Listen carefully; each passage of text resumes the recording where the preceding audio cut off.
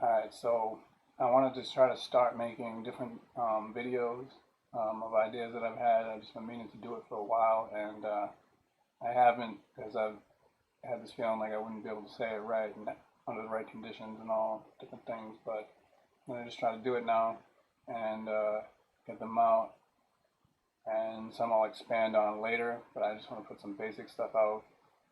And so this one I want to make and talk about pronouns a little bit, trying to make it simple, and then I'll just get into examples later on as I notice them in further videos, at least maybe like one or two.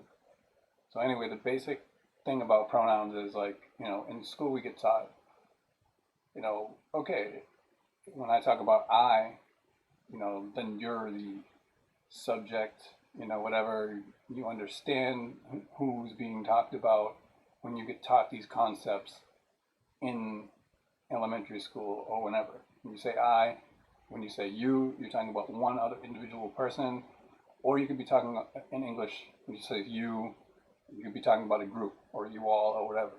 Some people, whatever. So, and then we see they, you're talking about a group that you're not a part of, you're not associated with, and so on and so forth, and you understand that, or we understand that, like I think pretty much everybody understands these, and we use these concepts all the time.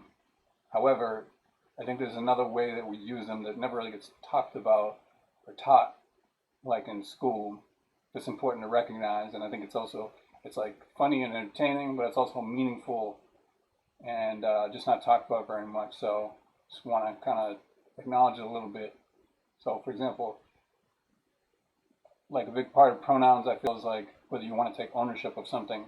So, if you're proud of something and you're part of a group, you'll say we did this.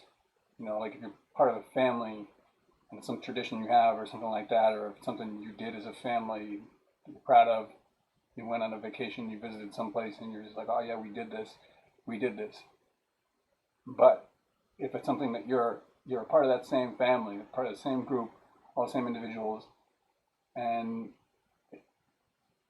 the rest of the group did something that you didn't like, you might refer to that same group as they, even though, yes, you're a part of the group, but then you don't approve of the group, so you're calling the rest of the group they because you're disassociating. You're your own individual because you're not in agreement with them.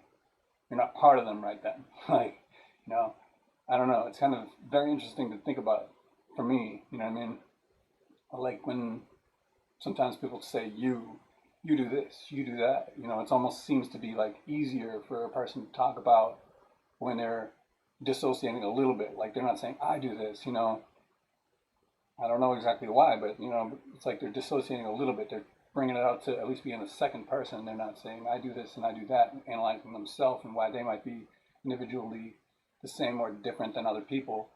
Say another person might they do this, even though they're really talking about themselves. Um, so yeah, I mean that's kind of the basic idea of it. Like what I notice is whether people want to associate with a certain um, thing or group or not, and then that'll play out in the way they'll use the pronouns.